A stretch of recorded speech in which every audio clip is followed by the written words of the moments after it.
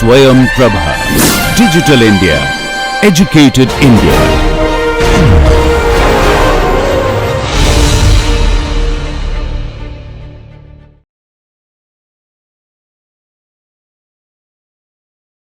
Hello everyone. We are going to resume our sessions on precision oncology course. Earlier we have discussed on the basics of the cancer biology, where we touched upon a lot of many of the proto-oncogenes, many of the tumor suppressor genes. Then we really went about into talking about the genetics of a normal cell and so far, and what it really takes for a normal cell to convert to transform to a cancer cells. We just got introduced to the basics. So now here moving further on, this is a very fundamental background for a cancer biologist, that is the hallmarks of cancer. This we will be really going through all the in-depth details of what are exactly the hallmarks of cancer and how are all these hallmarks of cancer are interconnected, what are the key factors playing the role in the progression of cancer to the tumor for metastasis till the cell death. Coming back, so here we really see that first reduction use. So just earlier it was just emphasized that, or people just imagined that a cancer cell to be only with a cancer cell.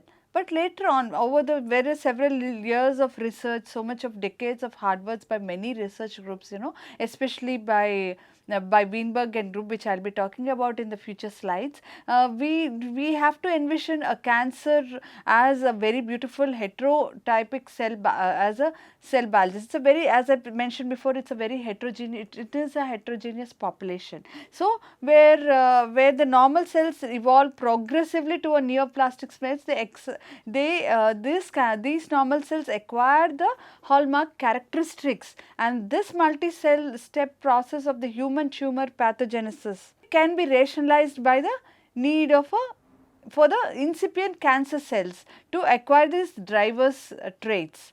The reductions used to focus only on the cancer cells and the genes within them, for example this.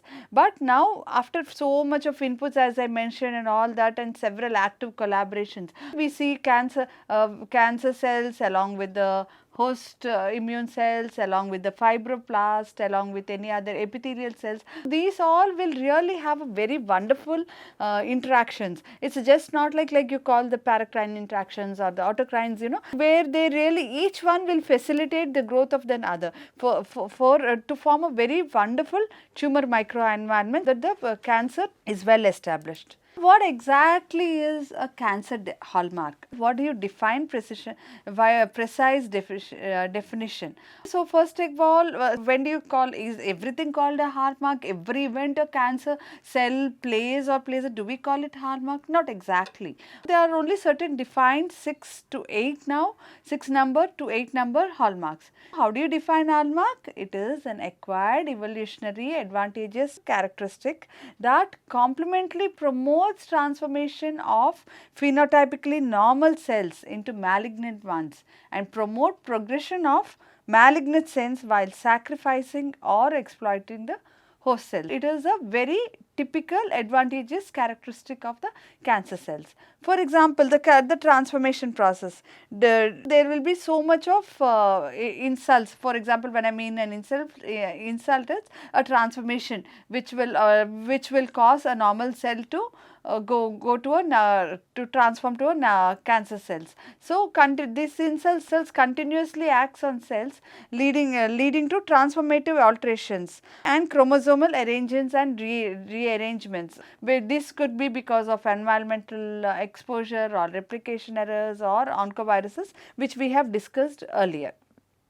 Now after after the normal cells slowly, wherever the genetic and the epigenetic alterations or altered heterotypic interactions, wherever they have occurred, there is clonal selections, and along with this acquired traits, the hallmarks, the malignant, the tumor progression happens. This is how particularly this hallmark is a very key contributing factor towards the progression of a tumor or a cancer cell.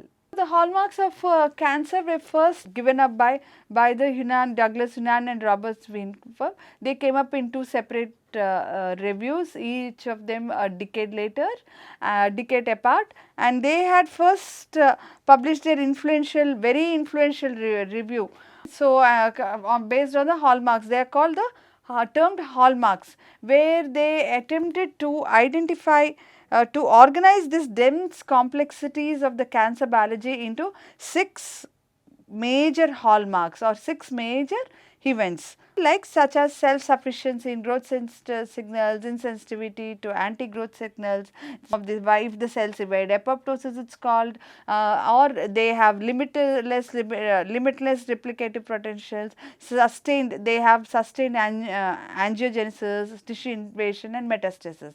Now, as I mentioned, they thought they have given their hallmarks, the 6 simplistic whatever it has happened and all, and they thought now these hallmarks could be the guiding torch of a future work, and they thought it's a very reduction manner. But however, the complexity of the disease has always been growing. They have added some few more points to these hallmarks, and that they have come with a full circle from simplicity again back to substantial complexity. That is what Weinberg they have highlighted. As we move on, we will see what are exactly these hallmarks. This is the first report. What they have quoted is that we suggest that the catalog of cancer cells genotype is a manifestation of 6 essential alterations in cell physiology shared in common by perhaps all human tumors. If these hallmarks are there, they are essentially present in all the human tumors. What are these hallmarks? Cell sufficiency in growth signals, as I mentioned, or insensitivity to growth inhibitory signals like your anti-growth signals, what we have seen in our basically the first sessions, and then evasion of programmed cell death like the apoptosis, and then limitless replicative potential. And the novel capabilities acquired during tumor development, they represent the successful breaching of an anti-cancer defense mechanism hardwired into cells and tissues. This is all the very fundamental hallmarks or the first chapter for all cancer biologists or anybody taking up this particular course. What are this? So, the ability to divide in the absence of growth factor stimulation. This is a very important hallmark. That is again your self-sufficiency in growth signals. One example is which we have already seen in is your activate your HRAS and oncogene, and then insensitivity to anti-growth signals. This again we have already seen, that is your they lose their retinoblastoma suppressor, which we have already very well in detail worked on it in our last session. And then evading apoptosis, we will further see down in the future slides. It is like one of this example of the mechanism is your produce IGF survival factors, and then limitless replicative potential, where we will see here they will turn on telomerase, and sustained angiogenesis. You are having so many cells, where is the blood supply? For this you have sustained angiogenesis, that is produce VEGF inducers. Then tissue invasion and metastasis, that is inactivate E-cathedral. We will be working, we will be studying about each one of these hallmarks in this coming slides in this particular whole sessions. Now coming to this part of this, so will all these events orchestrate together to form a cancer, to form a tumor, or what is it? How does it? It's a very beautiful mix of permutations and combinations to see that how smartly the cancer cell will try to establish very well. They, even though this each cancer cells should mostly try to acquire each of these capacities in order to become cancerous or in order to become malignant, they can even take different routes to reach their final destination, that is your cancer. That is that they may pass through 6 steps in an order. For example, your self-sufficiency, your step 2, then step 3, or they may go in any other different. For example, here So everything, it may go in a different it may not be in a very perfect order as claimed here. The route of the cancer may be shorter for individuals who have already inherited a germline mutation, which we have already dealt with it in your last basics. So suppose if there is a germline mutation in the cancer associated gene from one of their parents, so definitely this whole process will be much simple. So not all cells within a tumor will acquire the same set of subsequent mutations. So which means the tumors are of those which are present, they are all genetically heterogeneous group of cells. Here we will be discussing the first hallmark, the cell sufficiency in growth signals. What are this? We have dealt with a lot of proto-oncogenes earlier. Where we said that where the normal cells, the most fundamental trait for the cancer cells is their ability to sustain the chronic proliferation. So usually normal cells, they carefully control the production and the release of growth factors, growth promoting signals, so that there is no catastrophic multiplication or division of cells, and everything is very carefully coordinated. We saw how CDKs, everything are systematically orchestrated. So cancer cells, by re-regulating these signals, they try to become the masters of their own fate. What do? They proliferate regardless of the normal regulatory mechanisms. These oncogenes, so how a proto-oncogene is converted to an oncogene, it causes increased growth by increasing oncoproteins, which act as growth factors and growth factor receptors and transcription factors. These are all the very important terms, or the very important proteins, or even if we go for further down diagnostics, we really look up for further of these markers. So even as I said before, normal cells require mitogenic signals to proliferate, which so this oncogenes, they encode for mitotic signals. They may produce growth factor like ligands, which they can respond via the expression of this cognate receptors, which are resulting in autocrine or proliferating stimulation. So they may again this cancer cells, again they will in turn send signals to the normal cells within the which, like the first, if you recollect the first diagram or the first slide, where they send signals to stimulate normal cells within the supporting tumor associated stroma, and these stromal cells then again reciprocate by supplying the cancer cells with further various growth factors and mitotic signaling, and also this is the whole system's signaling can be deregulated by elevating the level of receptors. So first thing, your growth factors, the growth factor receptor proteins are very important in this particular hallmark of cancer. So cancer cells as I mentioned, here this is a typical model how a cancer associate fibroblast will sustain in that particular environment. They are composed of a mixture, or the CF, a mixture of fibroblasts which have different origins. When activated, these cells interact with the cancer cells and start expressing several mitogenic and pro-invasive factors that creates a favorable milieu for tumor cells to proliferate and invade it into the surrounding. So you have the endothelial, you have the epithelial sites, then you have everything, the proliferation, the whole thing is to proliferate and invade it into the surrounding tissue.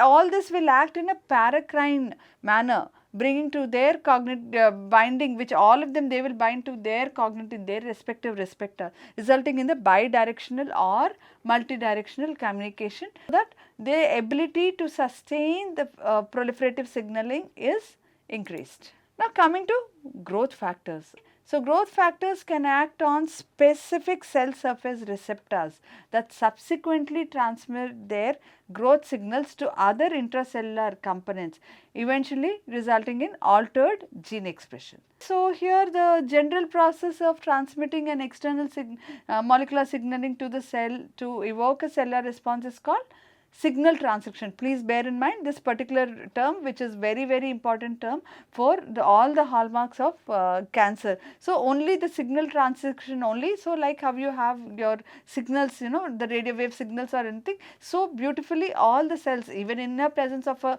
cancer or in a normal scenario, there is a very nice transmission of molecular signaling from a cell. How does it happen? This happens via the receptor, the growth factor receptor bindings.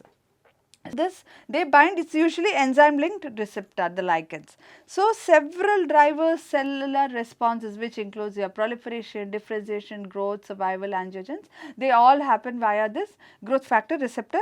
That signaling happens. They can signal to multiple cell types, to be more specific. So, here the example is given where you have the platelet derived growth factor. This is a simple experiment which we do in our cell culture. Most of you would have done it, where you just grow the cells in a molar layer and you give a scratch with a tip, and as you can see, the one is a platelet derived growth factor receptor positive cell line, and here it's a negative cell line, where once after you give a scratch and then you add your growth factor, platelet derived growth factor to the growth medium, you see that this thing, the wound heals. That is there is migration of this particular cells towards each other. There is affinity. Whereas in the absence, in the cell line where there is no receptor, there is the cells don't migrate, or the fibroblasts, the mutant fibroblasts they are not responsive to the addition of your particular growth factor here, which clearly shows the importance of the growth factor receptor in this particular experiment. What is the function of growth factors? So, first thing, the growth factors are very, very important, as I said, in the different, like the tissue, why is it in a normal scenario tissue repair and regeneration by initiating the stem cell proliferation and differentiation. They also promote locomotion, contractility, the differentiation and angiogenesis. And altered growth factor receptor can function as your oncoprotein. Please keep in mind, a very, very important term we introduced here is oncoprotein. This is the first very wonderful example which we are going to start off now is your epidermal growth factor and your epidermal growth factor receptor. This is a very, very important molecule, and in fact it is your first identified growth factor receptor here. This basically is it is a family, the EGFR, what you it's called the epidermal growth factor. It belongs to the RTK family, which consists of 4 members, that is your EGFR, your ERB1, your ERB2, which is your HER2, and your ERB3, which is your HER3, and ERB4. They are structurally related receptors, and they are single chain transmembrane glycoproteins, which consists of an extracellular ligand binding ectodomain between the receptors. This receptor dimerization is very, very essential for the activation of the intracellular tyrosine kinase domain and phosphorylation of the C-terminal tail. This is a very, very important receptor, and which is very vital for many of the cell functionalities. We will here be talking of one of our favorite, one more oncogene which we have already discussed in detail, which will not be going into detail, as here. Somatic mutations again here activate additional downstream pathways, so that this constitution firing with. Here we will see how somatic mutations activate additional downstream pathways. Like we have discussed in detail the KRAS proto-oncogene, where we emphasize that a sustained point mutations in the 12th codon, which results in KRAS proteins that are constitutively active when downstream signaling. There is no off mechanism. So, on and off, if you recollect. This particular the involvement of the mutant RAS oncogenes varies dramatically. From one tumor type to another next, with where we discussed that the PDAC now in the pancreatic adenocarcinomas, more than 90% of the tumors carry KRAS mutant alleles. KRAS normally cycles between the active GTP bound and an inactive GDP, as we have discussed before, and the activity of the GDP exchange factors and GTPase activities proteins, that is your gaps. This is a very this play a role for to ensure a proper physiological signal transcription downstream of growth factors receptors. So, first thing, the mutants they lose the ability lose to bind gaps, and hence they are locked in an active state, mediating potent which will really have lot of potent oncogenic effects. So, defects in this negative feedback mechanisms are capable of enhancing proliferative signaling. The prototype of this type of regulation involves the RAS oncoprotein itself. This is how the expression of the negative feedback that attenuated the proliferation signaling RAS mutations and it disrupts an auto-regulatory negative feedback mechanism, without which RAS transmits chronic proliferative signals.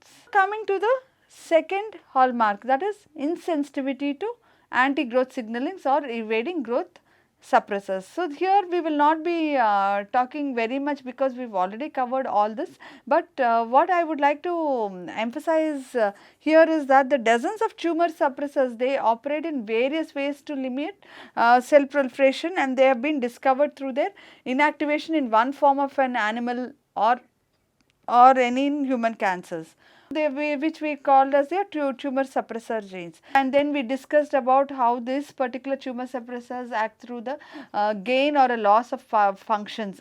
The two most important are your retinoblastoma associated proteins and the TP53, which are very important as they operate as a central code nodes with two complementary regulatory circuits. They govern the decisions of the cells to proliferate or to activate growth, to proliferate or to arrest growth, or to go for senescence, or to go for a cell suicide program. Mutations, mechanisms of contact inhibitions and his evasion are also part of this particular hallmark. So, in addition to the hallmark capability of acquiring growth stimulatory signaling, cancer cells, they also have to circumvent powerful signaling programs that normally operate to suppress cell proliferation. As mentioned, tumor suppressor proteins are the gatekeepers and caretakers of the cell. So, you have like how your stop go signals or die. So, all this has been covered very well in the first basics of the cancer chapter. So, moving on, what are senescence? What is senescence? Senescence cells are cell cycle arrested cells, but they are highly bioactive cell type. They have excessively elevated signaling by oncoproteins such as your RAS, MEK, the RAF, and they can provoke counteracting responses from cells such as the induction of cell death. Usually cancer cells expressing high levels of these oncoproteins are in some cases forced to enter into the non-proliferative but viable state, and this is we call it as senescence, and these cells have morphological features such as enlarged cytoplasm, the absence of proliferation markers, and the expression of senescence induced beta galactidase enzyme. We can here clearly see that you have so much of excessive proliferating signaling which can trigger cell senescence. The role of the senescence in there is this role of this senescence and therapy has been exploited during cancer therapy, which we will discuss.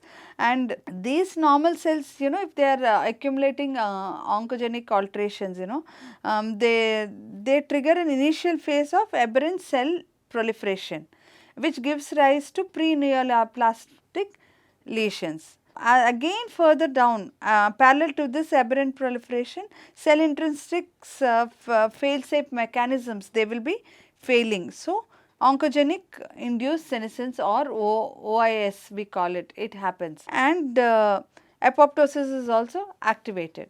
So, further on additional alterations will happen. This will be further on, this the whole cancer cells will progress towards tumor, and conventional treatments such as the chemo, radiotherapies and all, they act by inducing cell death or cell senescence, termed therapy induced TIS, senescence. So, currently pro-senescence therapies are being explored as alternatives or complement to cancer cells. So, one very important factor or the molecule which we will be talking now is TGF beta, or the transforming growth factor pathway, which promotes malignancies. The TGF beta is best known for its anti-proliferative effects on epithelial cells. This TGF beta is a secreted cytokine which intricately controls a plethora or many physiological and pathological process during development and carcinogenesis. It exerts anti-proliferative effects and functions as a tumor suppressor during early stages of tumorigenesis, whereas at later stages it functions as a tumor promoter, aiding in metastatic progression through an autocrine TGF beta loop. In normal cells, exposure to TGF beta blocks the progression through the G1 phase of the cell cycle. In many late stage tumors, TGF beta signaling is redirected away from suppressing cell proliferation. It activates a cellular program termed which is very important, your EMT transition, that is epithelial to mesenchymal transition. We move on to another hallmark of cancer, that is how does it resist cell death. So, one very important hallmark which we are going to move or further see now is evading apoptosis. What is apoptosis, which is a very wonderful term in cancer biology? It is also known as programmed cell death or suicide program. It's activated where within the cell, and it leads to fragmentation of DNA, shrinkage of cytoplasm, membrane changes and cell death without lysis or damaging to the neighboring cells. It is a normal phenomena which usually occurs in most of the multicellular organisms. So, coming to here, the cell death here is of the by many types. The necrosis, where irreversible cell death due to pathological responses, and it is called necrosis. It is an uncontrolled cell death, and that results in swelling of cell organelles, plasma membrane ruptures, and eventually lysis of the cell, and spillage of this intracellular contents into the surrounding tissue, leading to tissue damage. Unlike the programmed cell death known as apoptosis, this which usually happens with from intrinsic signals. Here there are both types here. The intrinsic type and the eccentric type of apoptosis, and but the necrosis occurs mostly with signals which are from outside the cell, which is these signals are mostly associated with inflammatory response due to the release of heat shock proteins, uric acid or DNA, which cause influenceome activation and secretion of your pro-inflammatory cytokines, IL-1 beta. But the cancer cell death is usually, it involves two broad types, your apoptosis and the programmed cell death and your necrosis. The non-apoptosis type, the autophagy, necroptosis, and apoptosis like programmed cell death, which is caspase independent. It also happens. So, caspases they are synthesizes as active inactive precursors or procaspases, which are usually activated by cleavage as aspartic acids by other caspases. So, each seaside protease is made of, so here we will clearly see the intrinsic and the slowly the extrinsic type of apoptosis mechanisms. So, this is a very beautiful diagram which illustrates how the procaspase activation happens. So, each suicide protease is made up of one inactive proenzyme, procaspase here, which is usually activated by the proteolytic cleavage by another member of the caspase family. So, two of the cleaved fragments associate to form the active site of the caspase.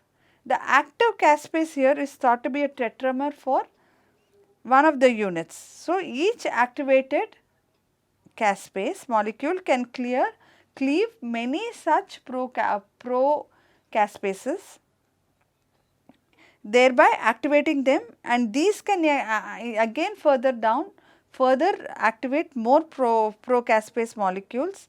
In this way, initial activation of a small number of procaspase molecules, which are called initiator caspase, can lead by an amplifying chain mechanism to a cascade, leading to an explosive activation of large number of procaspase molecules. Here how you can see how one molecule of an active caspase molecule will lead to a caspase cascade.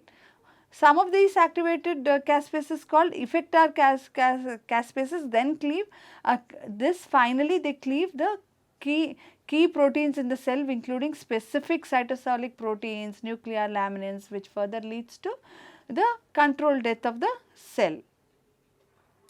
So, activation, that what we saw earlier was the intrinsic pathway. Coming back here, what is it about the extrinsic pathway? This is the extrinsic or the death receptor pathway, whatever we call it, is based on the receptor, and the intrinsic or the mitochondrial pathway. So, here we will be talking a little bit in detail about your cell extrinsic pathway, that is how the activation of apoptosis happens. This is mostly the receptor ligand based, and so this involves the interaction of the cell surface receptors with their ligands. They initiate the extrinsic signaling pathways that initiate the apoptosis. They usually mostly involve the transmembrane receptor mediated interactions. They involve your death receptors that are members of the tumor necrosis factor, that is your TNF gene family, or with the like your FAS cell or the FASR. And in this model, there is clustering of receptors and binding with the homologous trimeric ligand. Here we can see that's a trimeric ligand where the FAS cell and the FAS are they bind. Upon ligand binding, the cytoplasmic adapter proteins are recruited, which exhibit here you can see the recruitment here, which exhibit corresponding death domains that bind with this particular receptors. Okay, so the binding of this FAS ligand to FAS receptor results in the binding of the adapter protein FAD and the binding of the TNF ligand to the TNF receptor results in the binding of your here, which we did not see, is your TRAD with recruitment of your FAD and RIP.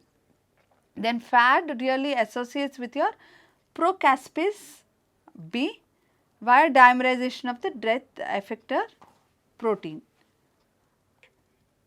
So, at this point the death inducing signaling complex, that is your DISC, that is this death inducing signaling complex is formed, resulting in the autocatalytic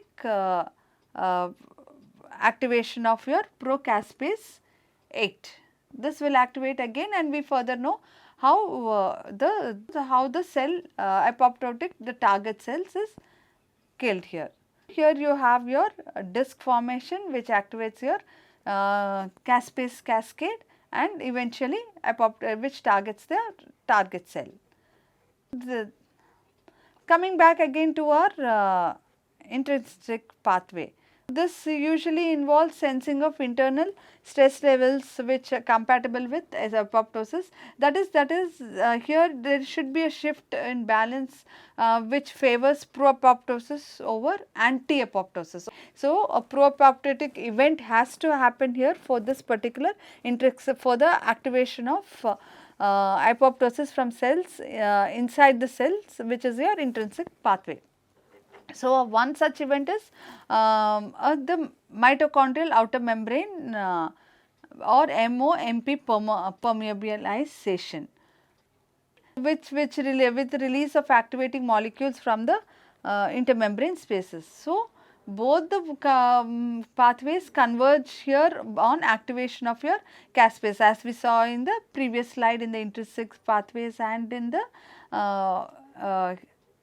extrinsic pathways. They converge on the activation of caspases, cleavage proteins, which will definitely complete the task of cell death within a very short time. So, apoptotic cells exhibit several biological modifications, biochemical modifications. There is protein cleavage, protein cross-linking, DNA breakdown, and phagocytic recognition. Now, this is a very one more important family of proteins which we have to discuss here is your BCL2 family proteins, which are the main intracellular regulators. So, in the intrinsic pathway there is the point of no return. What we have said before, recollect, it is defined by the MOMP, that is your mitochondrial outer membrane permeability, which leads to the release of cytochrome C. Particularly determines whether the cell is commits to apoptosis, and hence has crucial roles in this particular BCL2 has a role in development, tissue homeostasis and immunity. So, the identification of cytochrome C as an apoptogenic factor released from the mitochondria, this was been a breakthrough in uncovering the imposter. So, first thing, the very important organ here is mitochondria for identification of that. This mitochondria plays a very key role for in the intrinsic pathway of apoptosis. So, BCL2 along with its close relatives of its family or BC, LAXL, BCL, W, MCL1, they are all inhibitors of your apoptosis, which will acting in a large part by binding to and thereby suppressing two pro-apoptotic triggering proteins, your BAX and your BAK. These two are your BAX and the BAK, they are embedded in the mitochondrial outer membrane. When so your pro-apoptotic effector proteins, your BAX and the PKs, they disrupt the integrity of the outer so the BCL2 along with this close relatives, like your BCL2 like proteins, the BCLW, MCL1, they are inhibitor of apoptosis. They act in large part by binding to and thereby suppressing two pro-apoptotic triggering proteins, your BAX and your BAK. They are embedded, which are embedded in the mitochondrial outer membrane. When relieved of inhibition of by their anti-apoptotic relatives, BAX and BAK disrupt the integrity of this mitochondrial membrane, causing the release into the cytosol of pro-apoptotic signaling molecules, the most important of which is your cytochrome C. When the normally sequester which is inside is released, it activates a cascade of cytosolic caspase proteases that proceed to further fragment multiple cellular structures, thereby executing the apoptotic death program. Now, we will be talking of another mechanism, autophagy, how it mediates tumor cell survival and death. Autophagy will be active under conditions of nutrient deprivation, where it is like it removes damaged and potential harmful organelles, thereby supporting surviving cell survival. So, prolonged overactivation of this autophagosomal or lysosomal pathways can lead to autophagic cell death or ACD, which is a type 2 cell death. This usually autophagy tends to serve as a recycling process of intracellular components, so that physiologically serve a quality control function. and it removes pathologically long-lived or misfold proteins and damaged organelles. Here we will see how autophagy mediates tumor cell survival and death. Usually autophagy is a multi-step process which involves several ATG proteins and signaling complexes. It requires the formation of a double membrane autophagosome. That sequestered proteins, lipids, organelles and invasive microsomes and fuses with the lysosome to form the what is called an autophagosome, and this fusion will lead for digestion of content by the acidic hydrolysis. ULK1 protein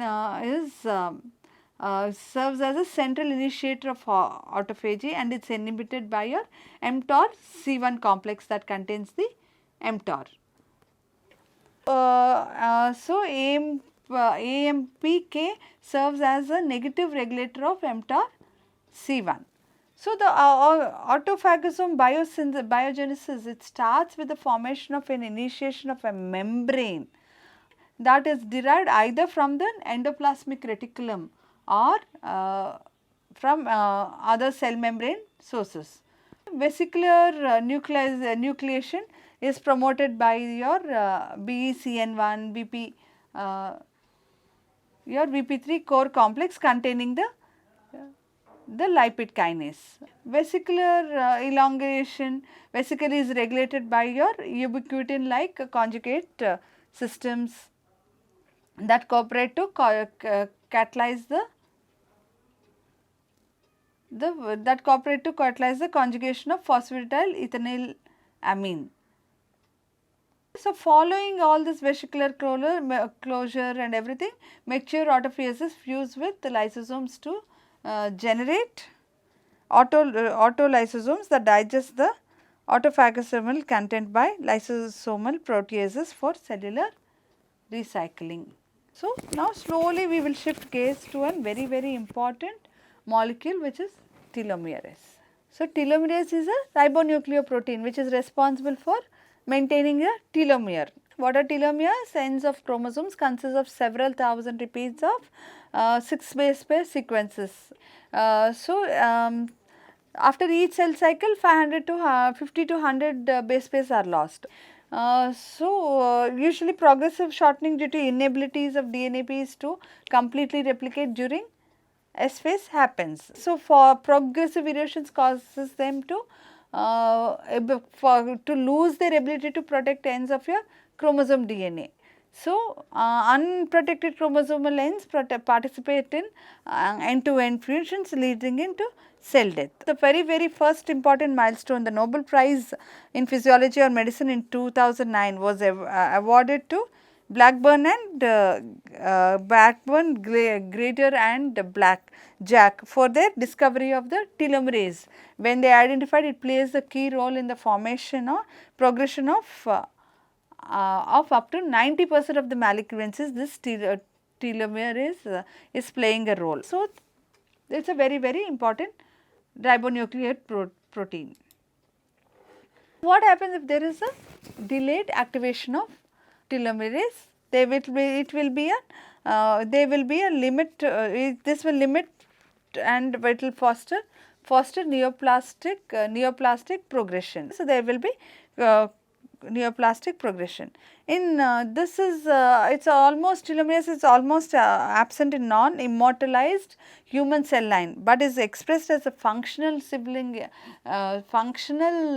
protein or significant levels in great majority of the immortalized cell lines, including all your cancer cells. So, it is as it presents at a very high level. By extending telomeric DNA, telomerase is able to counter the progressive telomere erosion that would otherwise in case if the telomerase is absent. So, the DNA is not protected. So, the telomere erosion would happen. So, the presence of the telomere activity either in spontaneously immortalized cells or in the presence of cells engineered to express the enzyme is correlated with the resistance related to resistance to induction to both senescence and crisis or apoptosis. So, we have here clearly discussed about the three different hallmarks here, very interesting hallmarks, where how cancer cells sustain proliferative segments, how they avoid the growth suppressors, and how they resisted cell div. So, we have just got introduced into the basics of the hallmarks by with this particular. So, we went into in depth of how the cancer cells, how they sustain proliferative signaling, and then how they resist cell death, like all the different autophagy or telomerase. Then we learned about apoptosis, all that.